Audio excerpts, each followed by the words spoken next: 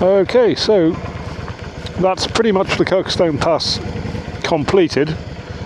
We now have a gentle roll down the hill into Windermere. The flesh pots of Windermere, how delightful.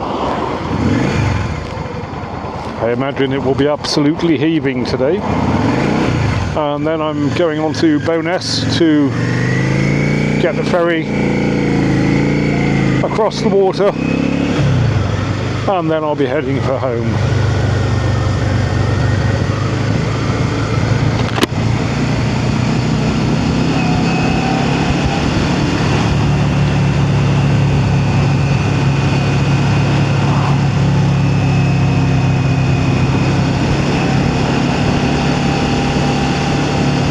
So while I was sitting on the grassy knoll, contemplating and looking at the mountains, I must have seen 20-25 BMW adventure bikes going past, and they all look the same.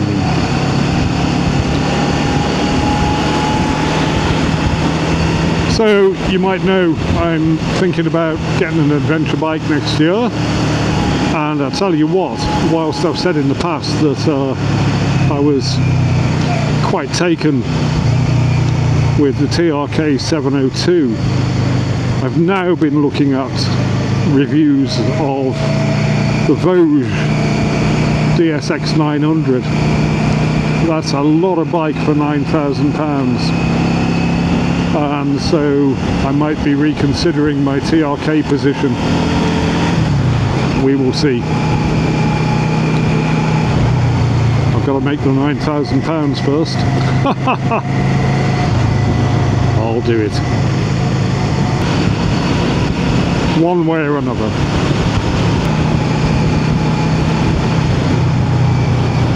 Of course, if anybody connected with Vosges is watching my videos, you might want to consider giving me a free motorcycle. Fat chance. Then again, I noticed that my friends over at On The Road Adventure have recently been lent a couple of Vosges DSX 900s by MotoGB. Thoroughly enjoying your reviews, guys.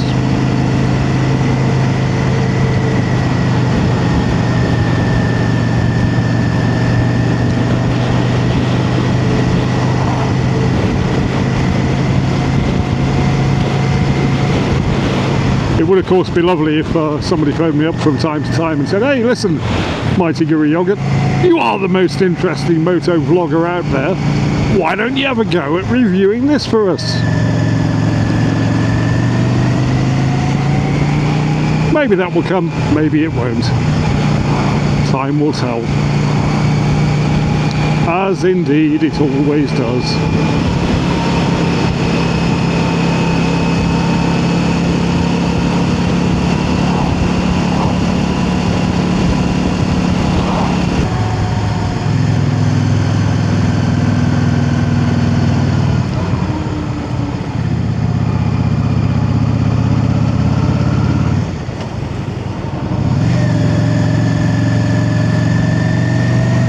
So, a couple of shout outs. Shout out to my Benji Mouse, who was remonstrating with me quite recently with regard to the Black Coombe video, where I was talking about my own personal cardiovascular fitness levels, which I wasn't happy about. And he said, "Oi, come here, Mighty Guru Yogurt," he said, "how can you possibly talk about cardiovascular stuff without mentioning the fact that me and my wife have lost 8 stone between us since January the 1st. So now I've got to address that issue. Yes, very well done, Benji Mouse. Very well done, Lindsay. Congratulations. I don't have that much weight to lose, but a stone in the next couple of months would be a big step in the right direction. So here we are in Windermere. I'm tempted just for shits and giggles to go through the centre of it, but I'm not really going to. So if I take this road straight ahead over there, we'll be heading down to the ferry in Bowness.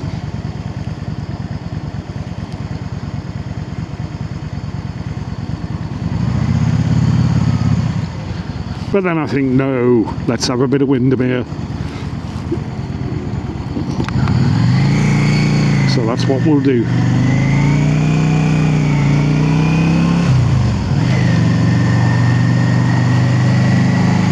So I tend to avoid Windermere unless I've got no choice, because it really is horrendously busy for quite a lot of the year.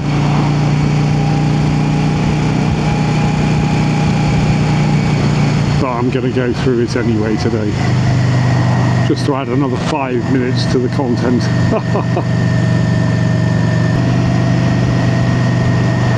I'll probably end up wishing I didn't.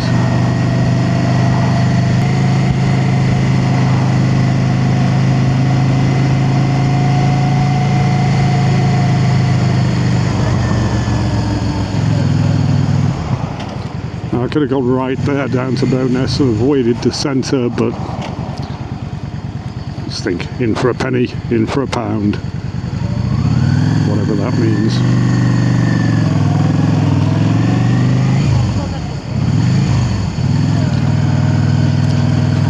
So we're turning right here into the centre. There's the railway station ahead, and unusually motorists observing the keep clear sign. Round past the railway station and Booths. Booths is the supermarket equivalent of Waitrose in the north, and into the main part of the town centre, which actually isn't as busy as I thought it might be. Ordinarily this street would be thronged with hapless tourists. Oh, it's a lot busier around here, look. And the entire town is redolent of the aromatic scent of chip fryer. Delightful.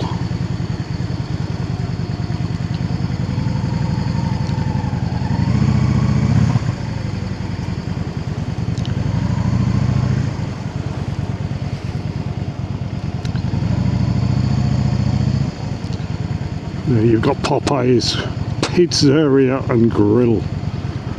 Pizzas, kebabs and burgers.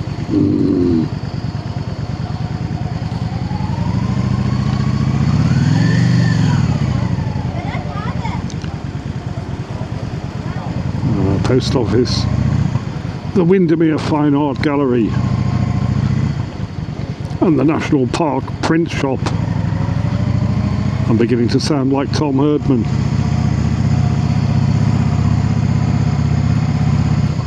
For those who don't know Tom Herdman, check it out.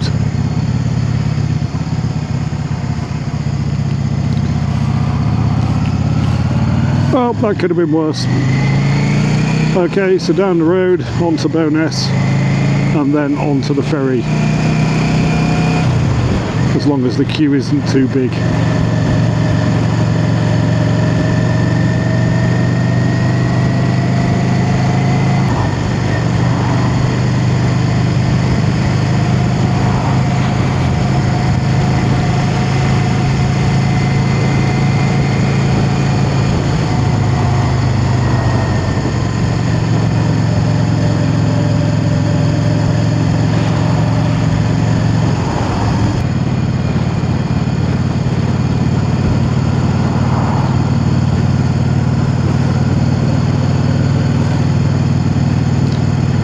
Now we're rolling down the hill into Bowness. There are those who will argue fiercely that Bowness is in some way a separate entity from Windermere. I don't quite see that, because the transition is flawless. It's all the same place to me and want to avoid. But there we go, I thought I'd cover it, and now it's covered.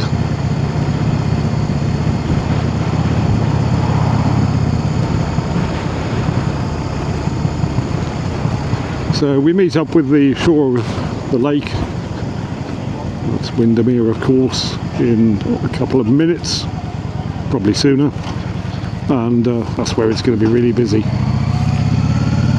It's almost like a seaside town.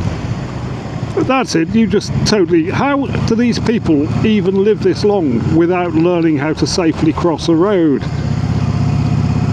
Unbelievable.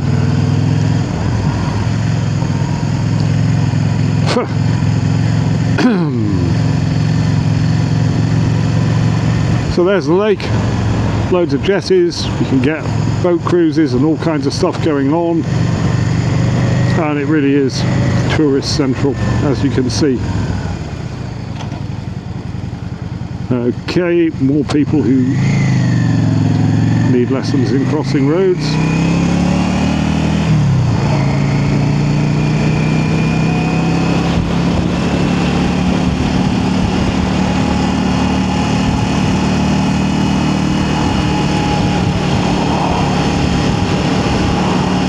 What was it they used to say on TV back in the 70s and 80s? Don't cross the road when the green man is flashing.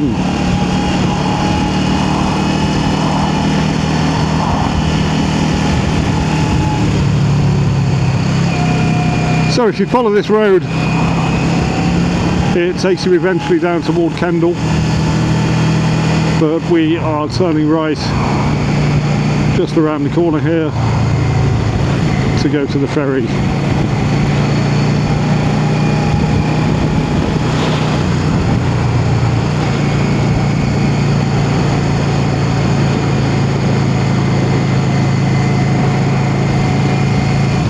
Just around about here.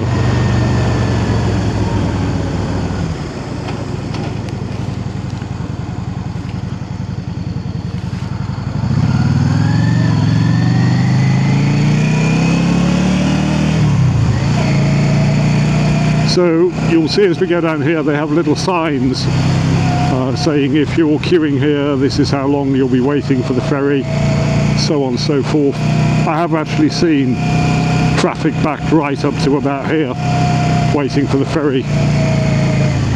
And that's like, don't hold your breath folks, you're going to be well over an hour. But it's actually not too busy today, which is nice. Had it been more than a 40-minute wait, well, more than a 20-minute wait, I'd likely have turned around and gone back a different way. But here we are. No real kind of a queue at all. The ferry has just started docking on the other side, I can see. And I have actually been told by the... what's he doing?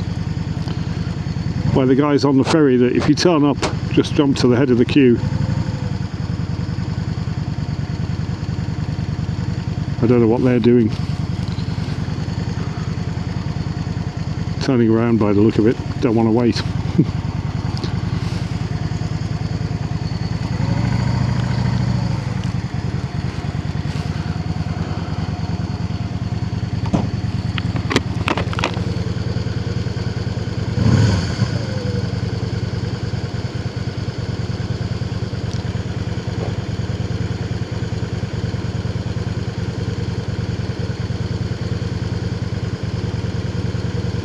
Solid, I can't be bothered.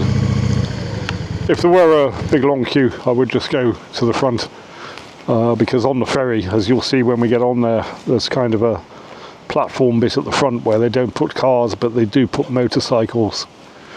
And yeah, I've had it made clear to me that they do actually prefer that motorcycles go on first. Obviously, if we're at the end of the queue and end up getting stuck in the middle of the ferry, we're taking up a car space. So that's the thinking behind that one. Anyway, I'm just going to sit and wait now.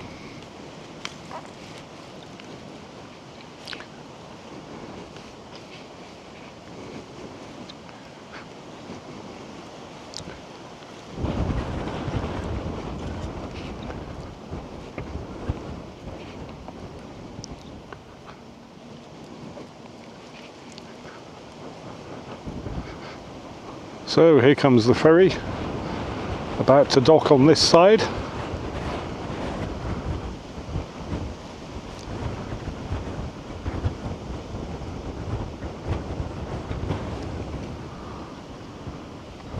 So should be on the other side in about 15 minutes.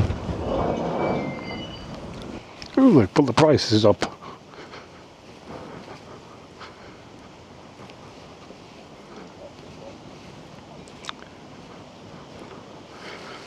It used to be £2, then it went up to £2.50, and now I notice it's £2.70.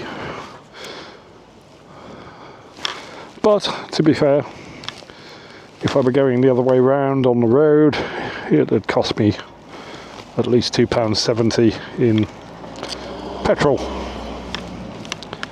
So can't sniff at £2.70. And away we go.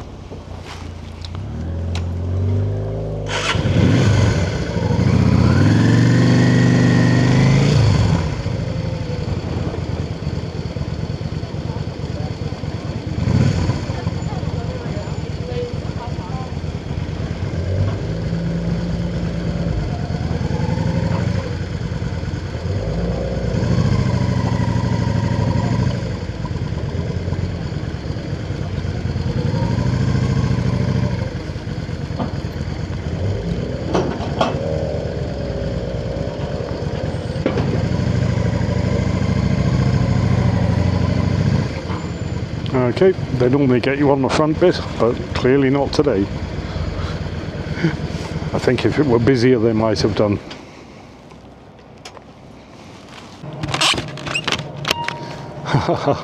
So we're halfway across now.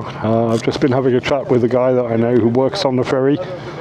He's given me a link to what he says is an amusing YouTube video on the subject of electric ferries. There was apparently talk of replacing this one with an electric ferry, so I'll put a link to that in the video.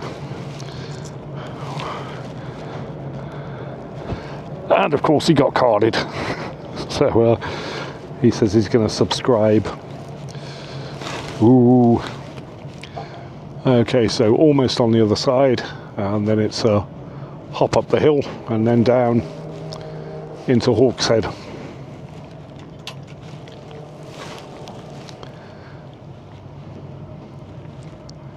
There's normally a big clunk when we land. There we go, clunk and a scrape. So they let the pedestrians off first, get them out of the way.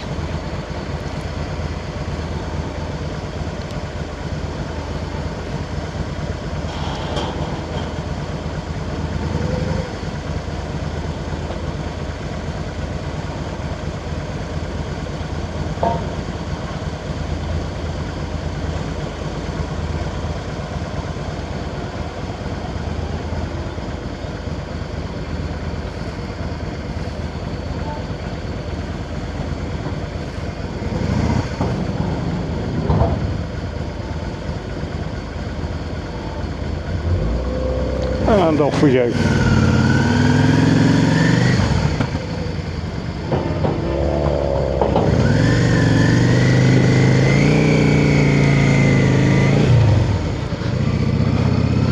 There we are, Windermere Ferry.